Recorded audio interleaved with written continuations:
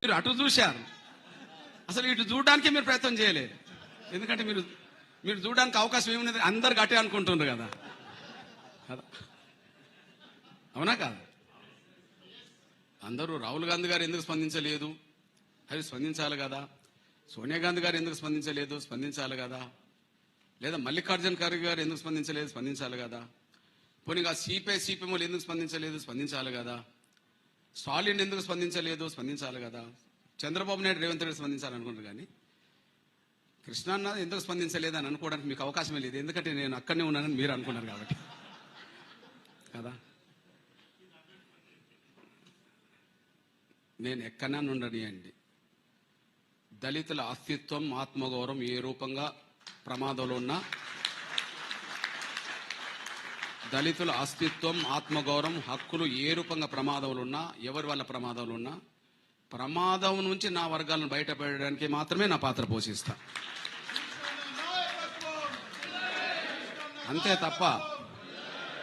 అంతే తప్ప ఇంకా వేరేం కాదు. ఆ ఒక్క విషయం మాత్రం ముందుగానే గుర్తు చేస్తున్నాను. నేను ఈ నేపథ్యంలో నేను నిన్న వరంగల్లో మాట్లాడుతూ ఒక స్టేట్మెంట్ ఇచ్చా. స్వాతంత్రం వచ్చిన కాంచి మెజారిటీ దళిత క్రైస్తవుల ఓట్లు కాంగ్రెస్ వేసుకుంటుంది. వాస్తవం ఉన్నమాటనే, అదే సత్యం కదా. స్వాతంత్రం వచ్చిన కానించి కదా మెజారిటీ దళిత క్రైస్తవుల ఓటు దేశవ్యాప్తంగా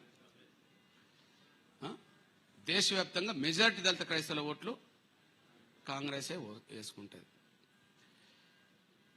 అందువల్ల వరంగల్లో ఒక జనరల్ మాట్లాడుతూ చెప్పాను, దళిత క్రైస్తవులకు కాంగ్రెస్కు అనుబంధం ఎంత ఉంటుందంటే, ఇనుమును అయస్కాంతం పక్కకు పెడితే తొందరగా అతుక్కుంటుంది.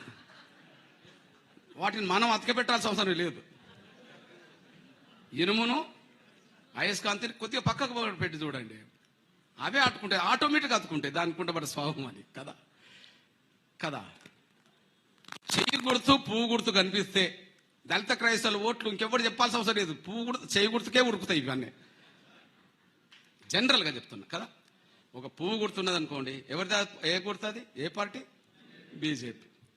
దాని పక్కనే చెయ్యి గుర్తున్నది అనుకోండి, కళ్ళు మూసుకొని ఇంకెవరు చెప్పాల్సిన అవసరం లేదు, నీ చెయ్యి ఆటోమేటిక్గా చెయ్యి గుర్తుకే పోతుంది. నీ మైండ్ పని చేయకపోయినా చెయ్యి అయితే పని చేస్తుంది. అవునా కాదా? కదా. అంటే పువ్వును అంత ప్రమాదకరంగా చూస్తున్నాం, చేతిని మనం అంత స్నేహంగా చూస్తున్నాం. నేనంటే పువ్వు అనే గుర్తు లేనప్పుడే, ఆర్ఎస్ఎస్ ఈ స్థాయిలో బలంగా లేనప్పుడే 1950 ఆర్డర్ వచ్చింది. పువ్వు అనే గుర్తు లేనప్పుడే, పువ్వు గుర్తు గల పార్టీ బీజేపీ లేనప్పుడే, దాని మాతృ పార్టీ అనబడుతున్న జనసంఘ అనే పార్టీ రూపుదిద్దుకోనప్పుడే 1950లో రాజ్యాంగం అమల్లోకి వచ్చిన జనవరి 26 తర్వాత ఆగస్టు 10వ తారీఖు నాడు మధ్యలో 8 నెలల గ్యాప్ తర్వాత కేవలం షెడ్యూల్ కులాల హిందువులకు మాత్రమే రిజర్వేషన్లు కానీ, సామాజిక హోదా వర్తిస్తు కానీ ఇంకా ఎవరికి వర్తించదు అని చెప్పి ఒక ఆర్డర్ వచ్చేసింది. ఆ ఆర్డర్ను బలంగా ప్రభావితం చేసింది ఆనాడు దళిత క్రైస్తవ సమాజం నుంచి ప్రతినిధిగా ఉండబడే ముఖర్జీ. మాకు రిజర్వేషన్లు అవసరం లేదు, మేము ఎవరికంటే తక్కువగాము, దేవుడి ముందు అందరు సమానమే అని చెప్పి ఆయన ఒక బలమైన ఆర్గ్యుమెంట్ పెట్టడం. ఈ దేశంలో క్రైస్తవ సమాజానికి ప్రతినిధే రాజ్యాంగ సభలో పాల్గొనడం. ఆయన ముఖర్జీ పశ్చిమ బెంగాల్ కావడం, ఆ సమయానికి రాష్ట్రపతి రాజేంద్ర ప్రసాద్ బ్రాహ్మణ్ కావడం, ఆ సమయానికి ప్రధానమంత్రి నెహ్రూ ఉండడం, హిందూ ప్రతినిధిగా మున్షి అనేటైనా ఆయన బ్రాహ్మణ్ కావడం, ఈ నలుగురు ఆనాడు ఉండబడే వాళ్ళ డామినేషన్ ఆర్డర్ రావడానికి దారితీసింది. నాకు తెలిసి ఆర్డర్ వచ్చే సమయానికి, చర్చలు జరిగే సమయానికి ఆర్ఎస్ఎస్ నిషేధించబడ్డది. ఆర్డర్ వచ్చే సమయానికి, అదే సమయంలో చర్చలు జరిగే ప్రాథమిక సమయంలో ఆర్ఎస్ నిషేధించబడ్డది. ఇప్పుడు ఉండబడే ఆర్ఎస్ఎస్ ఎంత బలంగా కనిపిస్తుందో దేశంలో ఆనాడు ఆ స్థాయిలో ప్రభావితం చేసే సంస్థ కాదు. మనందరికి తెలిసిన విషయమే. ఆనాడు ఏకఛత్రాధిపత్యంగా కాంగ్రెస్దే ఉన్నది. నాకు తెలిసి 3 దశాబ్దాల పాటు వన్ సైడ్ 47 మొదలుకుంటే 77 ఎమర్జెన్సీ తర్వాత జనతా పార్టీ అధికారంకి వచ్చేంత వరకు కాంగ్రెస్కి ఎదురే లేదు. కాంగ్రెస్కు ఎదురైతే లేదు కదా. తర్వాత మళ్ళీ ఎమర్జెన్సీ తర్వాత ఇందిరాగాంధీ గారు ఓడిపోవడం, జనతా పార్టీ రావడం, మళ్ళా తర్వాత మళ్ళీ ఇందిరాగాంధీ రావడం, తర్వాత ఆమె చనిపోవడం, కొడుకు రావడం, ఆ తర్వాత మళ్ళీ పివి నరసింహారావు రావడం, లేదా మొన్నటి వరకు 10 ఏళ్ళు మన్మోహన్ సింగ్ గారు ఉండడం. ప్రతిపక్షాలు బలంగా ఉన్న రోజుల్లో ఇప్పుడు వచ్చినాయి. కానీ ఆ 3 దశాబ్దాలు మాత్రం ప్రతిపక్షం అనేది కూడా లేదు. కాకపోతే 3 శక్తులు ప్రభావితం చేస్తున్నాయి అప్పుడు. నంబర్ 1 అధికార పార్టీ వన్ సైడ్, 2 అంతో ఇంతో కమ్యూనిస్ట్ పార్టీ ప్రభావం అప్పుడు ఉన్నది ప్రతిపక్షంలో, 3 ఉంటే అంబేద్కర్ ప్రభావం సోషల్ మూవ్మెంట్ పరంగా దేశంలో కనిపిస్తుంది. అంటే ఆ స్థాయిలో ఆర్ఎస్ఎస్ ప్రభావం ఆనాడు లేదు. ఈనాడు ఉన్నది.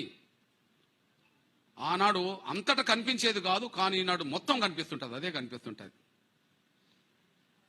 ఈనాడు బహిరంగ వచ్చి అడ్డం పడితే దాని గురించి మనం కామెంట్ చేద్దాం. ఈనాడు బహిరంగ వచ్చి అడ్డం పడితే దాని గురించి మనం కామెంట్ చేద్దాం. కానీ ఆనాడే అడ్డుకున్నది అనేదంటే సత్యం కాదు. ఎందుకంటే ఆనాడు అంత ప్రభావితం చేసే శక్తి కాదు. ఈనాడు బీజేపీ తన పాలసీ భవిష్యత్తులో ఏం తీసుకుంటుందో తెలుస్తుంది. తెలిసినప్పుడు నిర్దిష్టంగా దాని మీద ఎట్లా ముందుకెళ్లాలనే విషయంలో కూడా ఆలోచిద్దాం. కానీ ఇప్పుడే ప్రధాన శత్రువుగా మనం భావించుకుంటే మాత్రం ముందుకెళ్ళడానికి అవకాశం లేదు. ఎందుకంటే నీకు మిత్రులే లేరు కదా. నీ మిత్రుల్ని సమీకరించుకున్నాక తర్వాత శత్రువు ఎవరు, దీనికి అడ్డు తగులుటోళ్ళు ఎవరో తెలుసుకోవడానికి ఈజీ మార్గం అవుతుంది. నీ మిత్రులు ఎవరంటే జడ్జిమెంట్ వచ్చినాక నీ మిత్రుడు ఎవరు? మార్చి 24వ తారీఖు నాడు జడ్జిమెంట్ వచ్చి దేశంలో దళిత క్రైస్తవులందరినీ ఒక ఆందోళనకు గురవుతున్న సమయంలో, ఒక అభద్రత భావం గురవుతున్న సమయంలో, మన ఉనికి మొత్తం ప్రమాదాలు పడ్డదంటున్న సమయంలో నీ మిత్రుడు ఎవరో లేకుండా పోయింది కదా. నీ మిత్రుడు ఎవరో సమకూర్చుకోక ముందే నువ్వు అనుకుంటున్నా ఎవరో అతను శత్రు స్వభావమా కాదనే విషయం మనకు అర్థం కాకముందే మీరు అదే మాట మాట్లాడుకుంటూ పోయిండ్రు అనుకోండి, ఇంకెవరి దగ్గరికి పోవాలి మరి పరిష్కారానికి? పరిష్కారానికి ఎవరి దగ్గరికి పోవాలా? పోవాల్సింది వాళ్ళ దగ్గరికి కదా. ఇప్పుడు నువ్వు ప్రధాన శత్రువుగా డిక్లేర్ చేసిన తర్వాత నేను రానిచ్చేదే ఉంటుందిగా. ప్రధాన శత్రువు అని డిక్లేర్ చేసిన తర్వాత నేను రానిచ్చేదే ఉన్నదిగా. వాళ్ళు రానివ్వరు, మనం పోయే పరిస్థితి లేదనుకో, పరిష్కారం ఎవరు చేయాలి మరిగా? దయచేసి సమస్యను పరిష్కరించుకునే దిశగా మనం ముందడుగేయడానికి మన మిత్రులను సమీకరించుకుందాం. ముందు రోజుల్లో దీనికి అడ్డుపడేటోళ్ళు ఎవరో తేలిపోతుంది. అడ్డుపడేటోళ్ళు బహిరంగంగా తేలిన తర్వాత పోరాటాన్ని ఉధృతం చేయడానికి ప్రయత్నం చేద్దాం. అది వేరు విషయం. అది వేరు విషయం. కానీ ముందే మనం ఊహించుకొని ఎవరి చేతిలో పరిష్కారం కావాలో వాళ్ళని ప్రధాన శత్రువుగా మనం వెంటనే డిక్లేర్ చేస్తే పరిష్కార మార్గం మనం మూసుకున్న వాళ్ళం అవుతాం. ఆ ఒక్క విషయాన్ని దయచేసి అర్థం చేసుకుంటారని ఆశిస్తున్నాను నేను. ఇప్పుడు మా సోదరుడు రాజేశ్వరరావు గారు మాట్లాడుతున్నాము నేను విన్నాను. అన్నకు కేంద్రంతో సత్సంబంధాలున్నాయి కాబట్టి అన్న పోతే పని చేస్తుంది అయిపోతుంది అంటుండు. అన్నకు ప్రధానమంత్రితోటో లేకపోతే కేంద్ర ప్రభుత్వంతోటో కొద్దిగా సత్సంబంధాలున్నాయి కాబట్టి అన్న పోతే ఇక పని అయిపోతుంది అంటుండు. వాస్తవానికి దయచేసి అర్థం చేసుకోండి,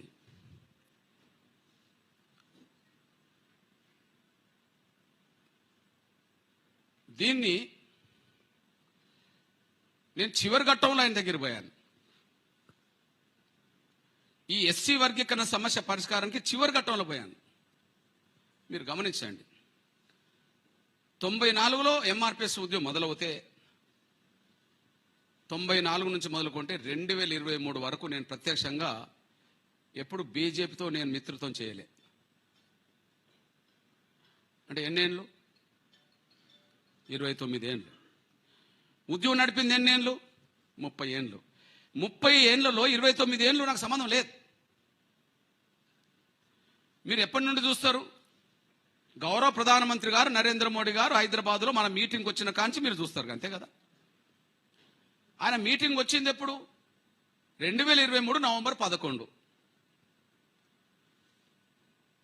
2023 నవంబర్ 11 అంటే అంతకుముందు సంవత్సరం క్రితం కూడా కేంద్రం మీద పోరాటం జరిగింది. అదే పరేడ్ గ్రౌండ్లో పెద్ద పోరాటం జరిగింది అంతకుముందు సంవత్సరం క్రితం. కానీ తర్వాత జరిగిన పరిణామాల్లో ఆ మీటింగ్ వచ్చేసాడు. ఆ మీటింగ్ తర్వాత కొంత సత్సంబంధాలు ఏర్పడ్డాయి. అంతకుముందు ఏనాడైనా టీడీపీ చేస్తుందంటే టీడీపీకి మద్దతు ఇచ్చాం,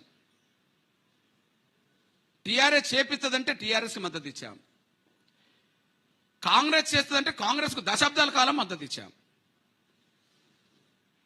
దశాబ్దాల కాలం పాటు మద్దతు ఇచ్చాం. స్వర్గీయ రాజశేఖర్ గారు కొంత ముందుకు నడిపించే ప్రయత్నం చేస్తే ఆయనకు అండగా నిలబడ్డాం. తమ్ముడు రాజేశ్వరరావు అప్పుడు అక్కడనే ఉన్నాడు. ఈ విషయాన్ని గౌరవ మన్మోహన్ సింగ్ గారి దగ్గర తీసుకెళ్ళినప్పుడు 1-4 సార్లు పోయి మాట్లాడాం. ఈ విషయాన్ని గౌరవ సోనియా గాంధీ గారి దృష్టికి తీసుకెళ్ళినప్పుడు యూపీఏ చైర్పర్సన్ ఆమె కాబట్టి 10 సార్లు అక్కడ కలిశాం. ఈ విషయాన్ని యువనేతగా ఉండబడే రాహుల్ గాంధీ గారు కొంత చొరవ తీసుకుంటానే ఆయనను కూడా కలిశాం. నేను ఒక మాట చెప్పాలంటే 2014 మొదలుకొని 2023 వరకు 9 ఏళ్ళు కూడా గౌరవ ప్రధానమంత్రిని కూడా నేను కలవలే. ఎప్పుడైతే మీటింగ్కి వచ్చారో మీటింగ్ తర్వాత ఆయన కొంత అర్థం చేసుకొని నిజమే వీళ్ళు ఇంత అన్యాయం గురవుతుండ్రు, వీళ్ళ వైపు కొంత నిలబడదామని చెప్పి ఆ తర్వాత కొంత సహాయ సహకారాలు కేంద్ర ప్రభుత్వం నుంచి న్యాయశాఖకు, ముఖ్యంగా అక్కడ అటార్నీ జనరల్ తోటో లేదా సోలిసిటర్ జనరల్ తోటో గట్టిగా ఆర్గ్యుమెంట్ పెట్టించి కేంద్రం తరఫున అఫిడవిట్ ఇప్పించి కొంత మోరల్ సపోర్ట్ ఇవ్వడానికి ప్రయత్నం చేసి కేసు అయితే వర్గీకరణ విషయంలో కొంత బయటపడడానికి దారితీసింది. ఇప్పుడు మీరు చెప్పండి, ఇక్కడున్న మనోళ్ళందరూ కూడా మాదిగా మాల ఎవరైనా కానీ నా దళిత వర్గాల సమాజం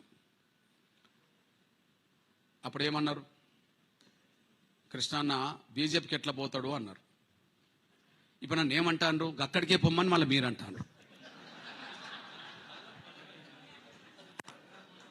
అక్కడికి ఎట్లా పోతాడని మీరే అన్నారు, ఇప్పుడు అక్కడికే పొమ్మని వాళ్ళు మీరే అంటాను. ఎంత పరిస్థితి చూడండి కదా. వాస్తవమా కాదా? ఎట్లా పోతాడని గట్టిగా విమర్శించింది మనోళ్ళే. ఇప్పుడు నువ్వే పోమంటున్నది కూడా మనోళ్ళే. పరిస్థితులు చెప్తున్నాను నేను. డాక్టర్ బాబాసాహెబ్ అంబేద్కర్ రాజకీయ జీవిత చరిత్రలో ఆయన ఎప్పుడు కూడా తన జాతుల పట్ల కమిట్మెంట్ ఉన్నది కాబట్టి ఎక్కడున్నా కూడా అక్కడి నుంచి ఆయన లాక్కుంటూ వచ్చేసాడు. ఆయన 1924లో దళిత హితకారిణి సభ పెట్టాడు. 56లో చనిపోయాడు. 1926 నుంచి 34 వరకు ఆయన శాసన మండలి సభ్యుడిగా ఉన్నాడు ముంబై స్టేట్లో. 35 నుంచి మళ్ళీ 42 వరకు ఆయన ఎమ్మెల్యేగా ఉన్నాడు. 42 నుంచి 46 వరకు బ్రిటిష్ ప్రభుత్వంలో కార్మిక శాఖ మంత్రిగా ఉన్నాడు. 47 నుంచి స్వాతంత్రం వచ్చిన తర్వాత మళ్ళీ ఇక్కడ న్యాయశాఖ మంత్రిగా ఉన్నాడు. ఆ తర్వాత చనిపోయేటప్పటికి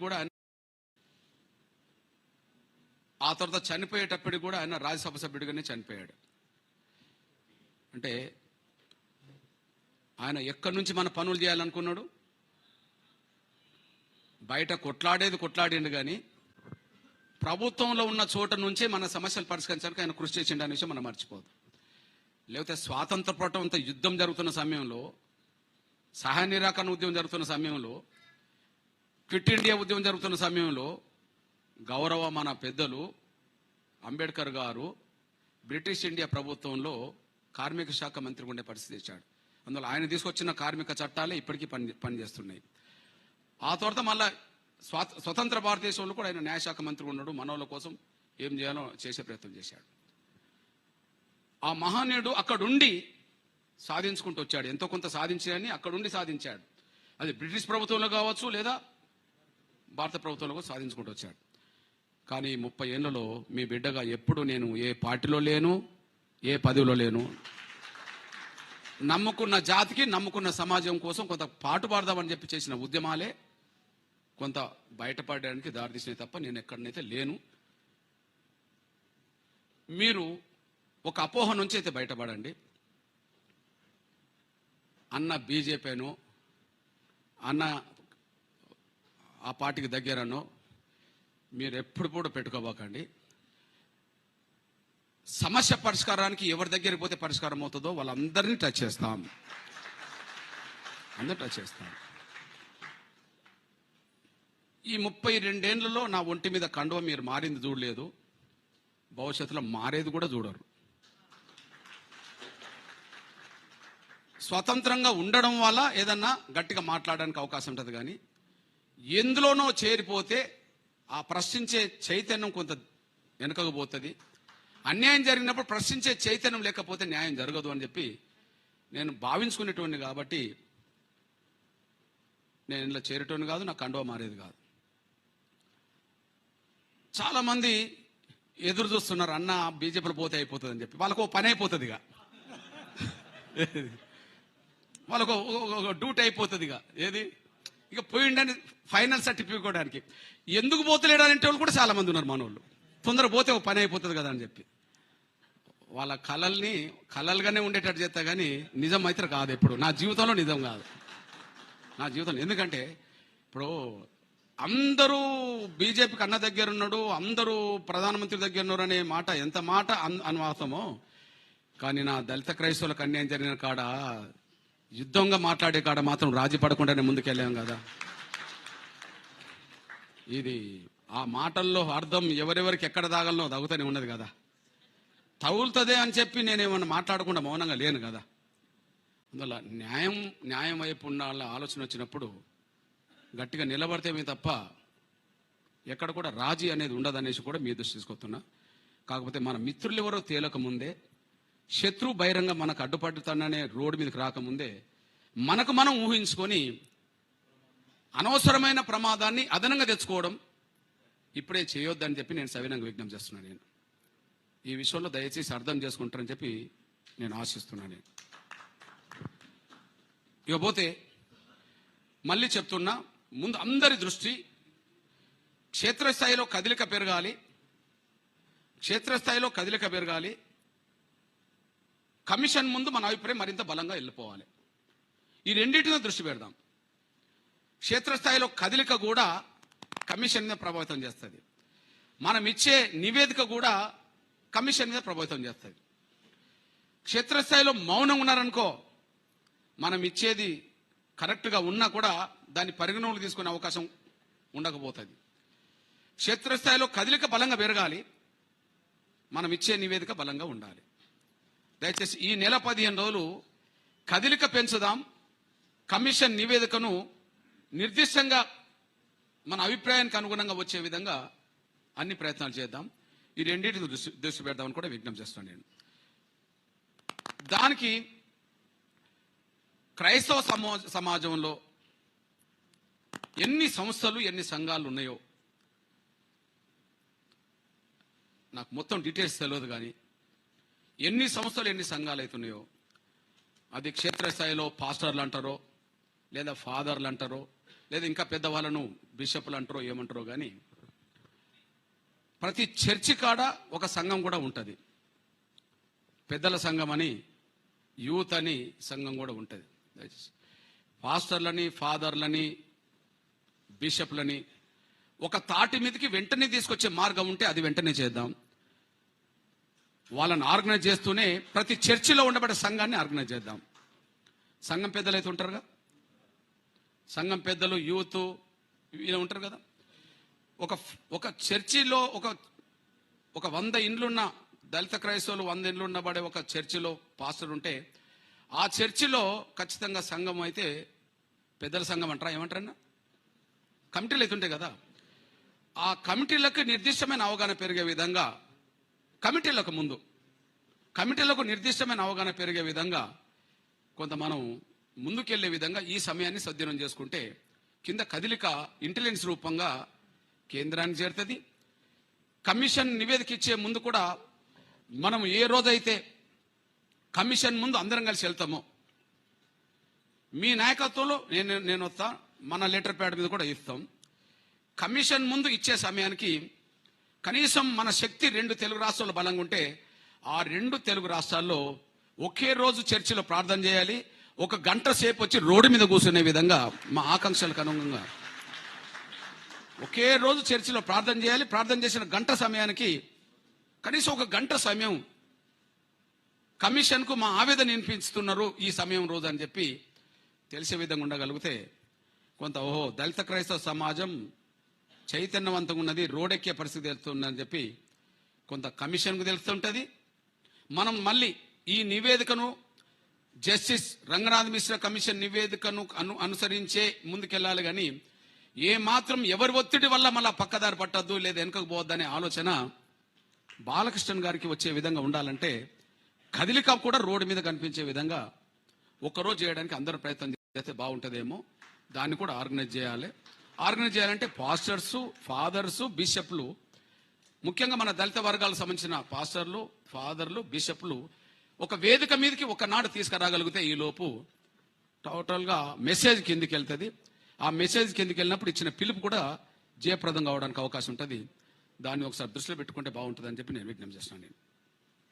ఇకపోతే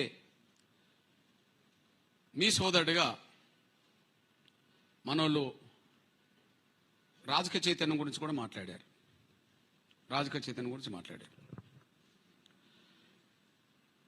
నేను ఒక విజ్ఞప్తులు చేస్తున్నాను. నేను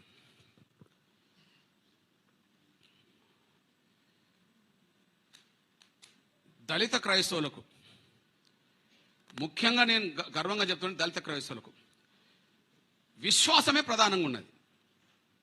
ఎవరిని మోసం చేయాలనో అనే ఆలోచన ఎవరికి లేదు. ఎవరితో మోసం చేసి బాగుపడాలన్నో ఆలోచన లేదు. కేవలం దేవుణ్ణి నమ్ముకున్న, బైబిల్ నమ్ముకున్న విశ్వాసమే గాఢంగా హృదయం నిండా పెట్టుకున్నారు. విశ్వాసాన్ని గాఢంగా పెట్టుకున్నది ఇప్పటి నుంచి కాదు, దాదాపు 2000 సంవత్సరం. మీకు తోమగారి చరిత్ర నుంచి మొదలుపెట్టినాం అనుకుంటే ఇప్పటి వరకు వస్తే ఇంకొక 25 సంవత్సరాలు వస్తే ఒక 2000 సంవత్సరాలకు వచ్చినట్టే. అంతేనా? నాకు తెలిసి మిగతా వర్గాల్లో నమ్మకం, విశ్వాసం ఎంత ఉన్నదో నాకు తెలియదు, నమ్ముకున్న వాళ్ళు. కానీ నాకు తెలిసి నిండు హృదయంతో మాత్రం యేసునే నమ్ముకున్నట్టుగా దళిత వర్గాలకు మాత్రం ఉంటుంది. నిండు హృదయంతో. వీళ్ళకు లాభం తెలియదు, ఇంకొని మోసం చేయడం తెలియదు. దేవుణ్ణి నమ్ముకున్న విశ్వాసమే వాళ్ళ గుండె నిండా ఉంటుంది. మిగతా వాళ్ళ గురించి నేను మాట్లాడతలేను. ఎంత పర్సెంటేజ్ ఉన్నదో, ఎంత పర్సెంటేజ్ లేదో అది వాళ్ళకు కూడా తెలిసి ఉంటుంది. కానీ అన్నట్టుగా 2000 సంవత్సరాలుగా విశ్వాసంతో ఉన్నాము. కానీ మన సామాజిక మార్పులో ఏమాత్రం మార్పు రాలే. మన సామాజిక కోణంలో ఏమాత్రం మార్పు రాలే. కులం అనే కోణంలో ఎక్కడ వివక్షతకు ఆనాడు గురవుతున్నామో ఈనాడు గురవుతున్నాం. మార్పేం రాలే. 2000 సంవత్సరాలు పోనీ 10 ఏళ్ళ, 20 ఏళ్ళ, 100 ఏళ్ళ, 2000 సంవత్సరాలుగా నిండు విశ్వాసం ఎవరికన్నా ఉన్నదంటే దళిత క్రైస్తవులకే ఎక్కువ ఉన్నది అని నేనైతే గర్వంగా చెప్తా. కానీ మార్పు ఏమన్నా వచ్చిందంటే మార్పు రాలే. దానికి కారణం ఏదంటే మీ అందరూ రోజు చదివే బైబిల్లోనే ఉన్నది, క్రియలేని విశ్వాసం మృతపయము అని కదా. 100కు 1,00,000% విశ్వాసం పెట్టుకున్నాం, కానీ కనీసం 10% కూడా క్రియ చేయలేకపోయాం. వాస్తవానికి క్రియ అనే దానికి మనం దూరంగా ఉన్నాం. బైబిల్లో 2 ఉన్నాయి. ఒకదాన్ని 100% నమ్మాల్సి ఉంటే 1,00,000% నమ్ముకున్నాం విశ్వాసం. కానీ రెండో పాత్ర క్రియకు మాత్రం దూరంగా ఉన్నాం. క్రియలేని విశ్వాసం మృతపాయం అని చెప్పి ఒకవైపు బైబిలే చెప్తున్నది, కానీ మనం 1 సైడ్ ఉన్నాం. మనకు జరుగుతున్న అన్యాయాన్ని కూడా ప్రశ్నించలేని, నిలదీయలేని, రోడ్డు మీదకి వచ్చి ఒక బలంగా ఒక ప్రదర్శన చేయలేని పరిస్థితిలో దేశంలో మన దళిత క్రైస్తవ సమాజం ఉన్నది. ఈ దేశంలో విశ్వాసులందరికీ అన్యాయం జరుగుతుందని నేను అనను, కానీ దళిత విశ్వాసాలకు మాత్రం పూర్తిగా అన్యాయమే జరుగుతుంది.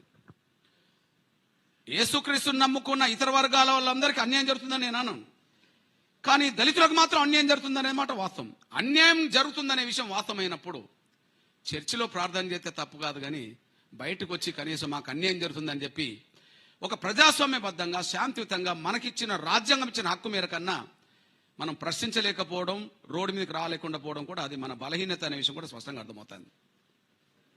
ఎందుకంటే ఇప్పుడు మనం అంటున్నాం, ఇప్పుడు రాజ్యాంగం గురించి మనం ప్రస్తావిస్తున్నాం కదా,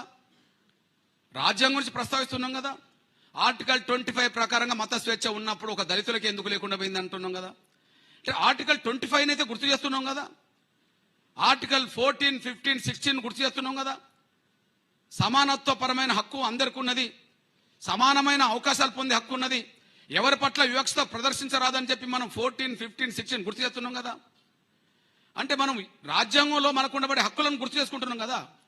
మరి మనకు అన్యాయం జరుగుతున్నప్పుడు ప్రజాస్వామ్యబద్ధంగా రాజ్యాంగ చట్టంలో భాగంగా ఖచ్చితంగా నిరసన వ్యక్తం చేద్దామనే ఆర్టికల్ 19 మాత్రం మనం గుర్తు చేసుకోలేకపోతున్నాం కదా. ఆర్టికల్ 19 మనకి ఇచ్చింది కదా, దేశంలో పౌరులందరికీ ప్రజాస్వామ్యబద్ధంగా నీకు అన్యాయం జరిగిన చోట న్యాయం కోసం మాట్లాడడం, న్యాయం కోసం ప్రదర్శన చేయడం, న్యాయం కోసం సభలు పెట్టుకోవడం, న్యాయం కోసం పోరాటం చేయడం కూడా రాజ్యాంగం ఇచ్చిన హక్కే కదా. నీకు క్రియ అనేది రాజ్యాంగం ఇచ్చిన హక్కులో భాగంగానే ఉన్నది కదా. నువ్వు క్రియ అంటే నువ్వు తుపాకులు పట్టుకోవడమా, నువ్వు రాళ్ళు పట్టుకోవడమా, నువ్వు కర్రలు పట్టుకోవడమా, అది కాదు కదా. రాజ్యాంగం ప్రజాస్వామ్యబద్ధంగా శాంతియుతంగా నీకు అన్యాయం జరిగిన చోట న్యాయం కోసం మాట్లాడండి, పోరాటం చేయండి అని చెప్పి నీకున్నది కదా. దాన్ని మనం ఉపయోగించుకోలేకపోయాం కదా. అంటే రాజ్యాంగం ఇచ్చిన హక్కును ఉపయోగించుకోలేకపోయాం, బైబిల్ని సంపూర్ణంగా అమలు చేయలేకపోయాం. రాజ్యాంగం ఇచ్చిన హక్కు ఆర్టికల్ 19, దాన్ని మనం ఉపయోగించుకోలేకుండా పోయాం. బైబిల్ చెప్పింది విశ్వాసం ఉండాలి, క్రియ కూడా ఉండాలని చెప్పి అక్కడ ఒక విశ్వాసం పెట్టుకున్నాం, క్రియ లేకుండా పోయింది. దీనివల్ల ఎక్కువ ప్రమాదంలో పడ్డది మన దళిత క్రైస్తవ సమాజం అనేసి మీరు మర్చిపోవాలి. చాలా బాధ అనిపిస్తున్నది ఏంటంటే ఒక 10 ఇండ్లున్న పడే ఒక ముస్లిం ఇండ్లున్న కాడ ఒక చిన్న మసీద్ ఉంటే దాని జోలికి వెళ్ళడానికి ఎవరు సాహసించారు. ఒక 10 ఇండ్లు ఉంటాయి ఒక ఊర్లో, ఆడ ఒక చిన్న మసీద్ ఉంటుంది. ఆ మసీద్ను ఏదైనా చేద్దామని, లేదా ఆ 10 మంది ఉన్న వాళ్ళని ఏదైనా చేద్దామని చెప్పి ఎవరికి ఆలోచన రాదు, ఆ సాహసం చేయరు. కానీ 100 ఇండ్లున్న దళిత చర్చిల కాడ, 1000 మంది ఉండబడే దళిత విశ్వాసాలున్న కాడ మా మీద దాడులు జరుగుతున్నాయి, మా చర్చి మీద ఇబ్బంది పెడుతున్నారు, మా పాస్టర్లను ఇబ్బంది పెడుతున్నారు, కొడుతున్నారు, తిడుతున్నారు, అవమానిస్తున్నారు అని చెప్పి నిత్యం మాట్లాడుతున్నాం. 10 ఇండ్లు ఉండబడే ఒక మసీద్ జోలికి వెళ్ళడానికి ఎందుకు సాహసించట్లేదు? 100-1000 మంది ఉండబడే క్రైస్తవులు ఉన్న కాడ ఎందుకు సాహసిస్తున్నారంటే, మనం సంఘటితంగా ఉండి మేము ఎవరికి అన్యాయం చేయము, కానీ మాకు అన్యాయం చేస్తే మేము మౌనంగా ఉండము అని చెప్పి గట్టిగా మాట్లాడడానికి కూడా సిద్ధంగా లేని పరిస్థితులు మనం పడ్డాం. ఎవరికన్నా అన్యాయం చేస్తే తప్పు, బైబిల్ చెప్పిందైనా మన మనసు ఒప్పుకోదు. బైబిల్ చెప్పింది ఎవరికి అన్యాయం చేయొద్దని చెప్పి, కానీ నీకు అన్యాయం జరుగుతుంటే మౌనంగా ఉండమని కూడా చెప్పలేదు కదా. శాంతియుతంగా నీ హక్కును పరిరక్షించుకోవాలి కదా. పోనీ ప్రపంచంలో గొప్ప మహనీయుడు నెల్సన్ మండేలా, ఆయన క్రైస్తవుడే కదా, ఆయన పోరాటం చేసే ఒక రాజ్యాన్ని సాధించాడు కదా. పోనీ అమెరికాలో ఉండబడే మార్టిన్ లూథర్ కింగ్ ఒక పాస్టరే కదా, ఒక చేతిలో బైబిల్ పట్టుకొని ఒక చేతిలో బయటకు వచ్చి పోరాటం చేసి అక్కడ ఉండబడే నల్లజాతి ప్రజల విముక్తికి ఆయన పాటుపడ్డాడు కదా. మన మహనీయులను స్ఫూర్తిగా తీసుకోలేకపోయాం, డాక్టర్ బాబాసాహెబ్ అంబేద్కర్ను స్ఫూర్తిగా తీసుకోలేకపోయాం, రాజ్యాంగంలో హక్కును అమలు చేసుకోలేకపోయాం, బైబిల్లో చెప్పిందని మనం చేసుకోలేకపోయాం. ఇక మనకు విముక్తి ఎక్కడ ఉంటుందో ఒకసారి అర్థం చేసుకోవాల్సిన విజ్ఞప్తి చేస్తాను. అదే సమయంలో ఖచ్చితంగా ఈ కమిషన్ నివేదిక మీద ముందు దృష్టి పెట్టిన తర్వాత, కదలిక క్షేత్రస్థాయిలో పెరిగిన తర్వాత, ఆ కమిషన్ నివేదిక మీద ప్రభావితం చేసే విధంగా కొంత రోడెక్కిన తర్వాత, భవిష్యత్తు ప్రయాణంలో ఖచ్చితంగా ఈ దేశంలో ముఖ్యంగా తెలుగు రాష్ట్రాల సౌత్ రాష్ట్రాల్లో ఉండబడే లక్షలాది మంది దళిత క్రైస్తవులను సంఘటితం చేసి ఒక పోరాట రూపాన్ని తీసుకురావాల్సిన బాధ్యత మనందరి మీద ఉన్నది. పోరాటం తప్పనుకుంటే ఇంక చేసేది ఏం లేదు, కానీ శాంతియుతంగా ప్రజాస్వామ్యబద్ధంగా రాజ్యాంగం ఇచ్చిన హక్కు మేరకు కూడా బైబిల్లో చెప్పిన క్రియ కూడా లేకపోతే ఇక మనల్ని ఎవరో మనకు నష్టం చేయాల్సిన అవసరం లేదు, మనకు మనం నష్టం తెచ్చుకున్న వాళ్ళం అవుతాం అనేసి కూడా మీరు మర్చిపోదు. ఇప్పటికే మనకు మనమే నష్టం తెచ్చుకునేదే తప్ప ఇంకొకటి కాదనేసి కూడా మీ దృష్టికి నేను తీసుకొస్తున్నాను. నేను కాకపోతే రాజకీయ చైతన్యం నిజమే. ఈశాన్య రాష్ట్రాల్లో ఉండబడే మొత్తం గిరిజన క్రైస్తవులందరూ రాజకీయంగా శక్తివంతులు. ఈశాన్య రాష్ట్రాల్లో ఉండే గిరిజన ప్రజలందరూ క్రైస్తవులందరూ రాజకీయ శక్తివంతులు. ఇక్కడ మనందరికీ బీజేపీ అంటే ప్రధాన శత్రువు కనిపిస్తున్నది దళిత క్రైస్తవులకు అనుకుంటే కదా, ఆడ ఈశాన్య రాష్ట్రాల్లో అదే బీజేపీ దళిత క్రైస్తవ చేతిలో ఉండబడే పార్టీలతో అలయన్స్ పెట్టుకొని అక్కడ గెలుస్తున్న దేశం కూడా మీరు మర్చిపోతారు సార్ అని కోరుతున్నాను. ఇక్కడ మనం ఏదైతే ప్రధాన శత్రువు అని దళిత క్రైస్తవులు బీజేపీని అనుకుంటుండ్రో, కాంగ్రెస్తో మనకు మిత్ర పార్టీ లేదా ఇంకో మిత్ర పార్టీ, బీజేపీ మాత్రం మనకు శత్రు పార్టీ అని చెప్పి ఎట్లయితే కొద్దిగా అనుకుంటుండ్రో, కానీ అక్కడ రాజకీయంగా శక్తివంతంగా ఉండబడే క్రైస్తవ పార్టీలే, గిరిజనులు ఉండబడే క్రైస్తవ పార్టీలే బీజేపీతో పొత్తు పెట్టుకున్న కాడికి వచ్చింది. అంటే బీజేపీని దేశంలో ఉండబడే క్రైస్తవులందరూ వ్యతిరేకిస్తుంటే అదే బీజేపీ క్రైస్తవ పార్టీలతో పొత్తు పెట్టుకునే కాడికి వచ్చిందంటే రాజకీయ చైతన్యం ఉంటే ఎవరైనా దిగిరాక తప్పదు అనడానికి సాక్ష్యం కూడా మనకు కనిపిస్తుంది. అక్కడ కనిపిస్తుందా లేదా? దాదాపు 4-5 స్టేట్లో డైరెక్ట్ క్రైస్తవ పార్టీలతోటే పొత్తు పెట్టుకొని అలయన్స్లో వాళ్ళు గెలిచి పరిపాలిస్తున్న కాడికి కనిపిస్తున్నది. అంటే ఇక్కడ మనం బలహీనంగా ఉన్నాం, చూసి భయపడుతున్నాం. కానీ అక్కడ బలంగా ఉన్న మా దళిత అక్కడ క్రైస్తవ పార్టీలతోటే మనం ఏదైతే చూడుతున్నామో అదే పార్టీ అక్కడికి వచ్చి అక్కడ ఒప్పందం కూర్చుకొని అలయన్స్లో ఉండే పరిస్థితి వచ్చిందంటే రాజకీయ శక్తిగా ఎదిగితే ఎవరైనా దిగిరాక తప్పదు అనడానికి అదే సాక్ష్యంగా కనిపిస్తుంది. దయచేసి ఆ పరిణామం కూడా చూసుకోవాల్సిందిగా విజ్ఞప్తి చేస్తాం. అంటే రాజకీయంగా ఎదగడం కూడా ఎంత అవసరమో మీ దృష్టికి అది సాక్ష్యం చెప్తున్నది. ఇక్కడ మహారాష్ట్రలో బౌద్ధుల ఆరామాలన్నీ రాజకీయ కేంద్రాలుగా మారినాయి. పంజాబ్లో సిక్కు గురుద్వారాలు రాజకీయ కేంద్రాలుగా మారినాయి. ఈ దేశంలో ఉండబడే ప్రతి మసీద్ అది రాజకీయ కేంద్రానికి సెంటర్ అయిపోయింది. మళ్ళీ గుర్తు చేస్తున్న దేశం, ఈ దేశంలో ప్రతి మసీద్ వాళ్ళ సొంత అస్తిత్వం కోసం ఎక్కడ ఓటేసుకోవాలనో అది నేర్పుతున్నది రాజకీయ చైతన్యం. సిక్కుకు సంబంధించిన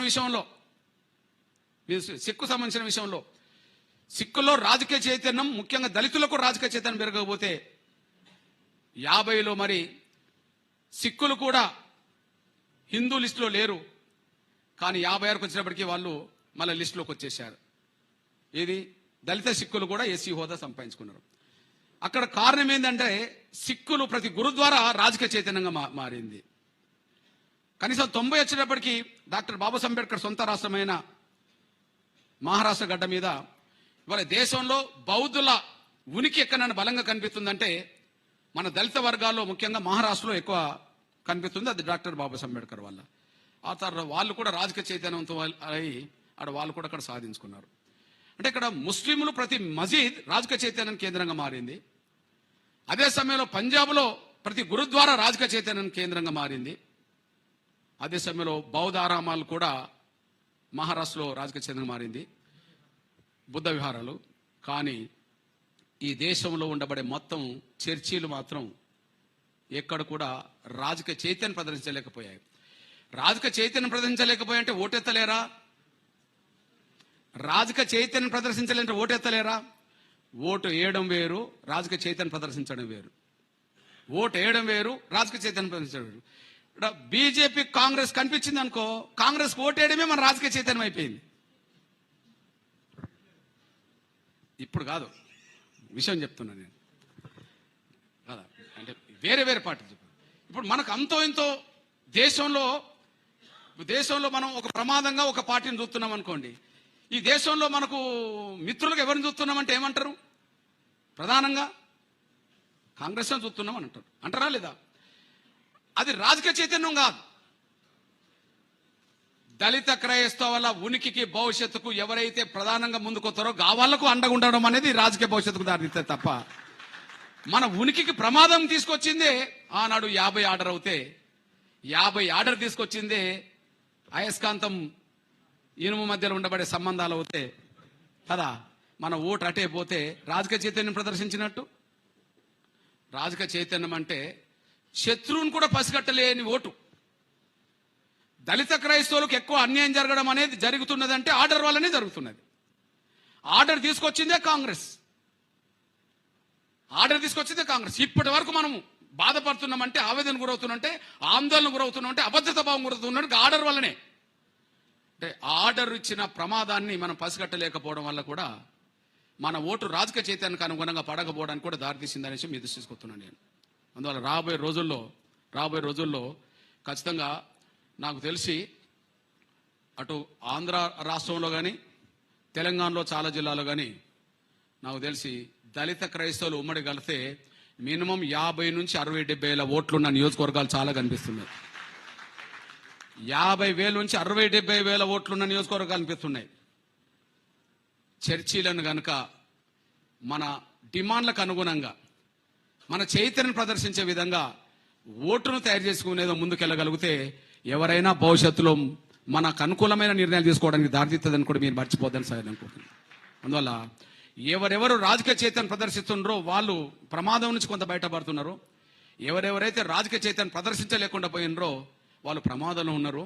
ఈ దేశంలో రాజకీయ చైతన్యాన్ని నిర్దిష్టంగా ప్రదర్శించని వర్గంగా దళిత క్రైస్తవులు ఉన్నారనే విషయం కూడా మీ దృష్టికి తీసుకొస్తున్నాను నేను. ఆ వైపు కూడా మనం ఆలోచించాల్సిన అవసరం కూడా మీ దృష్టికి నేను తీసుకొస్తున్నాను నేను. ఇకపోతే ఉద్యమ బాట ప్రజాస్వామ్యబద్ధంగా పట్టాల్సిందే. క్రియ అనేది దాంట్లో భాగంగా మీరు చూడండి. రాజకీయ చైతన్యాన్ని ప్రదర్శించాల్సిందే. ఈశాన్య రాష్ట్రాల్లో ఉండబడే క్రైస్తవ సమాజం రాజకీయ చైతన్యం ప్రదర్శిస్తూ వాళ్ళు రాజ్యం మీదనే ఉన్నారు. రాజ్యం మీద ఉన్న వాళ్ళ సపోర్టు ఇప్పుడున్నబడే కేంద్రంతో బీజేపీకి కూడా అక్కడ ఉండాల్సిన పరిస్థితి వచ్చింది. అంటే బీజేపీతో మిత్రత్వం చేయాలన్న వద్దని నేను మాట్లాడతలేను, కానీ మనం బలపడితే ఎవరైనా సరే మనతో మిత్రత్వం చేయక తప్పదనేసి కూడా, మనం బలహీనంగా ఉంటే వాళ్ళు మనల్ని బానిసలుగా మలుచుకుంటారు. మనం బలం అవుతే వాళ్ళు మనకు అనుకూలంగా మలుగుతుంటారు. మనం బలహీనంగా ఉంటే వాళ్ళ చుట్టూ మనం తిరగాల్సి వస్తుంది. మనం రాజకీయ చైతన్యవంతంగా బలపడ్డాం అనుకో వాళ్ళు మన చుట్టూ తిరగాల్సి వస్తుంది. అది ఈశాన్య రాష్ట్రాలు సాక్ష్యం కనిపిస్తున్నాయి. అదే సమయంలో పంజాబ్లో సిక్కులు కనిపిస్తున్నది, లేదా ప్రతి మసీద్ కనిపిస్తున్నది. కానీ చర్చిలో అది లోపం ఉన్నది. దాన్ని బయటపడేసే విధంగా మనం ప్రయత్నం చేయాల్సిన అవసరం కూడా మీరు మర్చిపోవద్దు.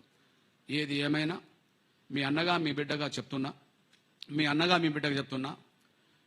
ఈ రాష్ట్రంలో ఆందోళనకరమైన పరిస్థితిలో ఎవరి మీద జరగనన్ని దాడులు, అవమానాలు నిత్యం జరుగుతున్నది నా దళిత క్రైస్తవుల మీదనే. భవిష్యత్తులో దళిత క్రైస్తవుల మీద కూడా అవి అరికట్టాలంటే మనం సంఘటితంగా మనం ముందుకెళ్లాల్సిందే. ఖచ్చితంగా భవిష్యత్తులో ఎక్కడ మన దళిత క్రైస్తవులకి అన్యాయం జరిగినా దాన్ని తిప్పికొట్టే కాడ మీ బిడ్డగా మీ అన్నగా ఖచ్చితంగా నేను ముందు వరుసలో ఉంటామనేసి కూడా, తిప్పికొట్టే కాడ ఎదుర్కొనే కాడ ఎదురు నిలిచే కాడ, తిప్పికొట్టే కాడ ఎదుర్కొనే కాడ ఎదురు నిలిచే కాడ ఖచ్చితంగా ముందు వరుసలో నిలబడతాం. ఆ అభద్రతా భావాన్ని వదిలేండి. ఇప్పటి వరకు చట్టం మనకు అనుకూలంగా ఉందా లేదా పక్కకు పెట్టేసేయండి. దాని చట్టాన్ని మళ్ళీ ఎట్లా సవరించుకోవాలనే విషయంలో మనం ముందుకెళ్ళడానికి మనం ప్రయత్నం చేద్దాం. ఆర్టికల్ ఏదైతే ఆర్డర్ 1950 ఉన్నదో ఆ 50 ఉన్నంత వరకు కొంత మన మెడ మీద కత్తి వేలాడినట్టుగానే కొంత మనం భావించుకుందాం. ఆ 50ని తొలగించుకోవడమో లేదా ఎక్స్టెండ్ చేయడమో, ఏది 50 ఆర్డర్ అయితే మొత్తం రద్దు చేయించుకోవడమో, లేదా దళిత హిందువులకు ఎట్లయితే ఇచ్చిండ్రో తర్వాత దళిత బౌద్ధులకు ఎట్లయితే సిక్కులకు ఇచ్చారో తర్వాత దాన్ని ఎట్లయితే బౌద్ధులకు ఎక్స్టెండ్ చేశారో అట్లనే ఎక్స్టెండ్ చేసే విధంగా దళిత క్రైస్తవులకు దళిత ముస్లింలకు కూడా ఎక్స్టెండ్ చేసే విధంగా అది ముందు కన్నెళ్ళాలి, పూర్తిగా రద్దన్న కావాలి. అది ముందు కన్నెళ్ళాలి లేదా పూర్తి రద్దన్న కావాలి. అది అలా ఉండడం అనేది రాజ్యాంగ విరుద్ధం అవుతుంది. అది దళిత క్రైస్తవులకు ఇవ్వకపోవడం అంటే కేవలం వివక్షత దాడిస్తుంది. టోటల్ దళితుల మీదనే వీళ్ళకు వ్యతిరేకతనా అసలు క్రైస్తవ మీద వ్యతిరేకత అనేది కూడా భవిష్యత్తులో తేలబోతుంది. దళితుల మీదనే వ్యతిరేకత. ఈ ఆర్డర్ అనేది దళితుల కోసం వచ్చిందే కదా. అంటే దళితులు మాత్రమే వాళ్ళు ఆర్టికల్ 25 ఉపయోగించుకోవద్దు, మిగిలిన అందరూ కూడా ఉపయోగించుకోవచ్చు అని అంటే ఆ ఆర్డర్ అట్లనే ఉంటే దళితుల మీదనే వ్యతిరేకత ఉంటుంది, వివక్షత అవుతుంది. ఓకే, లేదా ఎక్స్టెండ్ చేస్తే మనకు కూడా అవకాశం వస్తుంది, లేదా రద్దన్న కావాల్సిన పరిస్థితి మొత్తం నెట్టబడుతుంది. ఏదైనా సరే ఆ 3 అంశాల్లో ఏదో ఒకటి తెలుసుకో విధంగా భవిష్యత్తులో మన ప్రయాణం జరుగుతుంది కనుక ఆ ప్రయాణం పూర్తయ్యేంత వరకు, ప్రయాణం మొదలై పూర్తయ్యేంత వరకు మీ బిడ్డగా మీ అన్నగా ఎప్పుడు మీకు అండగా నిలబడతాను కూడా మీరు మర్చిపోద్దని సవినం కోరుకుంటూ, మీరు ధైర్యంగా మీ విధులు నిర్వహించుకోండి, మీరు గర్వంగా మీ పనులు చేసుకోండి. ఎక్కడ ఏ చిన్న అన్యాయం జరిగినా అవమానం జరిగినా దాన్ని తిప్పికొట్టే విషయంలో ఖచ్చితంగా ముందు వరుసలో నిలబడతాం. మీరు ధైర్యంగా ముందుకెళ్ళవచ్చు అనేసి కూడా మర్చిపోద్దని సవినం కోరుకుంటూ, ఏదేమైనా ఆ తర్వాత మనం ఈ కమిషన్ నివేదికకు కొంత ముందుకెళ్ళిన తర్వాత, కొంత కదలిక పెంచిన తర్వాత, ఆఫ్టర్ కమిషన్ నివేదిక తర్వాత మనకు ఒక పిక్చర్ వస్తుంది. ఆ పిక్చర్ని బట్టి భవిష్యత్తులో కార్యాచరణ తీసుకోవడానికి అవకాశం ఉంటుంది. ఆ తర్వాత జరిగే అన్ని విషయాల్లో నేను ఎప్పుడు మీకు అందుబాటులో ఉంటాను. ఒకసారి మళ్ళా తీర్మానాలు అవసరమే లేదు, ఎందుకు మళ్ళా కొత్త పాట కదా. తీర్మానం ఇక్కడ చేసింది, అక్కడ చేసింది. తీర్మానం చేసిన వాళ్ళు కూడా మౌనంగా ఉన్నారు. విషయం ఏంటంటే, ఎవరు తెలంగాణ తీర్మానం చేసింది, ఆంధ్రప్రదేశ్ తీర్మానం చేసింది, అక్కడ 2 సార్లు జరిగినాయి, ఇక్కడ కూడా జరిగింది. ఉమ్మడి ఆంధ్రప్రదేశ్ రాజశేఖర్ కూడా చేశాడు. కానీ కేంద్రం దగ్గరికి వెళ్ళి మాట్లాడేటోళ్ళు అంత బలంగా లేరంటేనే అర్థమవుతుంది. మనల్ని తృప్తిపరచడం కోసం తీర్మానం చేశారు కానీ సమస్య పరిష్కరించడం కోసం వాళ్ళు ముందుకెళ్తలేరు అనేసి కూడా మనకు అర్థమవుతుంది. కాబట్టి తృప్తి కాదు కావాల్సింది సమస్య పరిష్కారం. కాబట్టి సమస్య పరిష్కారం జరిగేంత వరకు మీ అన్నగా ఖచ్చితంగా అందుబాటులో ఉంటాను. అదే సమయంలో మధ్యకాలంలో ఎక్కడ నా దళిత క్రైస్తవుల మీద, నా దళిత చర్చిల మీద, నా దళితకు సంబంధించిన పాస్టర్ల మీద ఎక్కడ చిన్న అవరోధం అన్యాయం జరిగినా కూడా అందరం కలిసి తిప్పుకొడదాం, భయపడాల్సిన అవసరం లేదని కూడా మీరు మర్చిపోదని విజ్ఞప్తి చేస్తూ మీ అన్నగా నాది ఆ బాధ్యత అనే విషయంలో గుర్తు చేస్తూ ముగిస్తున్నాను. ధన్యవాదాలు. చాలా సంతోషమన్నా. సో మీరు ఇంత ఏ రాజకీయ పార్టీ కానీ ఏ నాయకుడు కానీ ఈ 2 తెలుగు రాష్ట్రాలలో సుప్రీంకోర్టు ఇచ్చిన తీర్పు మీద మాట్లాడిన వ్యక్తులు లేరు. మీరు అది గమనించుకోవాలి.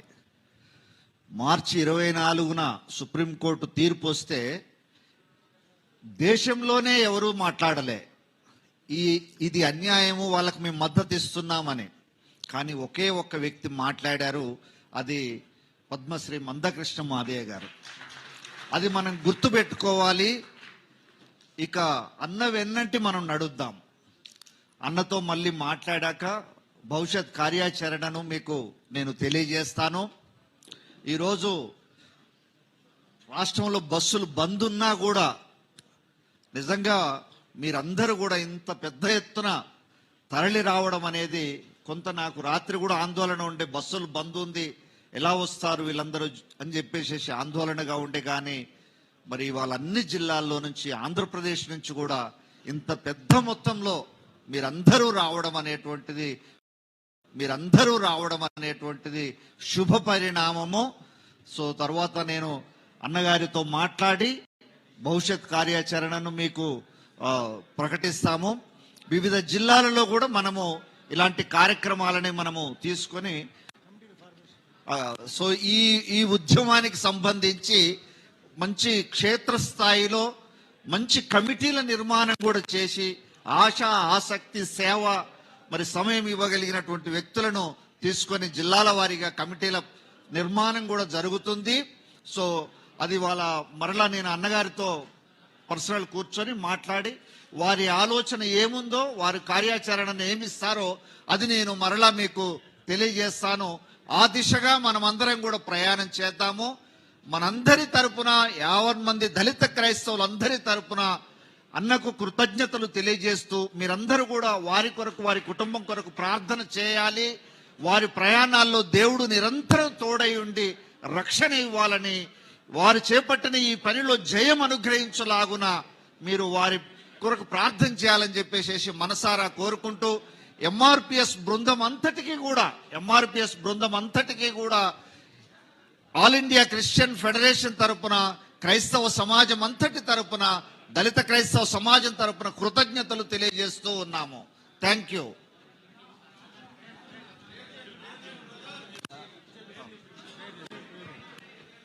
Okay, thank you very much. మన ముగింపులోకి వచ్చామండి. మన మధ్యలో working president ASF Telangana VOC తరపున మరి అన్నగారిని సత్కరించాలని కోరుతూ ఉన్నారు. ఈ లోపుగా ఓట్ ఆఫ్ థ్యాంక్స్ విందాము. డాక్టర్ అబ్రహాం గారు, జూలియస్ గారు కూడా రండి. ఒక మాట అబ్రహాం గారు, పాస్టర్ జూలియస్ గారు రండి. అబ్రహాం గారు,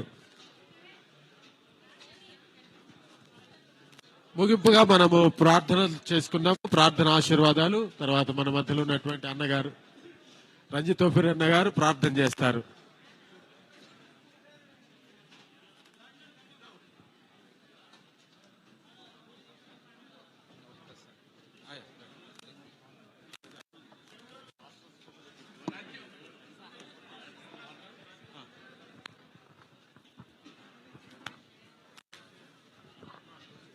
ముగింపు ప్రార్థన అండి. ప్రేమ కలిగిన మా మహాపరిశుద్ధ తండ్రి, ఈ దినాన దళిత క్రైస్తవుల ప్రాథమిక హక్కుల సమస్యను ఎలా పరిష్కరించుకోవాలి, హక్కులు ఎలా సాధించుకోవాలనే విషయంలో రౌండ్ టేబుల్ కాన్ఫరెన్స్గా, సమాలోచన సభగా ఇంతమంది అత్యధిక సంఖ్యలో బస్సులు లేకపోయినప్పటికీ ఇంతమంది ప్రజలు రాగలిగినారు. అందరూ నీ దాసులు, నీ దాసురాండ్రు ప్రభువా, వారి ఏటికి ఎదురీది వచ్చారు. తండ్రి నీకు వందనాలు ప్రభా. మందకృష్ణ మాదిక్ గారిని మీరు ఆశీర్వదించండి. ఎంఆర్పిఎస్ టీం అంతటిని మీరు ఆశీర్వదించండి. వారికి ఉన్న సామాజిక స్పృహ, సామాజిక న్యాయము కొరకు వారు చేస్తున్న పోరాటమును మీరు ఆశీర్వదించండి. అలాగే ప్రభా, ముగింపులో వారు పలికిన జ్ఞానయుక్తమైనటువంటి మంచి మాటలు, సలహాల కొరకు నీకు వందనాలు. మేమందరము మా మైండ్ సెట్ మార్చుకొని రాజకీయంగా ఒక బలమైన శక్తిగా ఎదగడానికి సహాయం చేయండి. ప్రభుత్వాన్ని సరైన దిశలో నడిపించగలిగే ఒక శక్తిగా దళిత క్రైస్తవులు ఎదగడానికి సహాయం చేయండి. ఈ సభలో చెప్పబడిన ప్రతి మాట అందరి హృదయాల్లో ఫలింపజేయండి. ఈ ఐక్యతను వర్ధిల్లజేయండి. ఈ ఐక్యతను కొనసాగింపజేయండి. గదపాటి విజయరాజు గారిని, ఇంకా వారి యొక్క టీం అంతటిని కూడా పెద్దలందరినీ దీవించండి. ముందున్న ప్రతిపాదించబడ్డ ప్రతి కార్యక్రమం కూడా విజయవంతంగా నిర్వహించుకోవడానికి సహాయం చేయండి. ఈ ఉద్యమం దేశవ్యాప్తంగా వ్యాపించడానికి పరిశుద్ధాత్మ తండ్రి మీరే దిగివచ్చి కార్యం చేయమని, నీ ఆశీస్సులతో మమ్మల్ందరినీ క్షేమంగా మా స్వగృహాలకు, ముందున్న సేవా పొలాలకు పంపించమని యేసు నామంలో ప్రార్థించి స్వతంత్రించుకుంటున్నాం తండ్రి. ఆమేన్.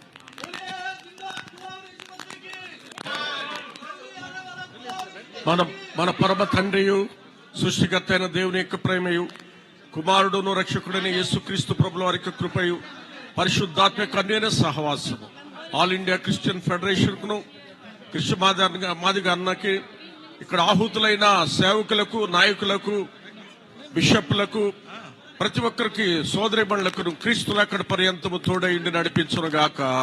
ఆమేన్, ఆమేన్, ఆమేన్. जय बोलो खुदा वाले यीशु मसीह की, जय बोलो खुदा वाले यीशु मसीह की.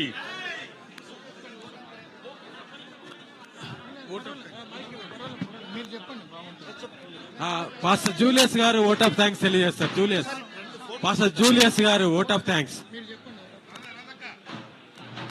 Thank you all. దయచేసి గమనించండి, మన మధ్యలో పద్మశ్రీ మందకృష్ణ మాది గారు ఉన్నారు. ఈ యొక్క కార్యక్రమాన్ని విజయవంతంగా జరిపించినందుకు ఎంతో దూరం నుంచి వచ్చినటువంటి పాస్టర్స్ అందరికీ కూడా ఏఎస్ఎఫ్ తరపున వందనాలు చెప్పుకుంటూ వస్తున్నాం.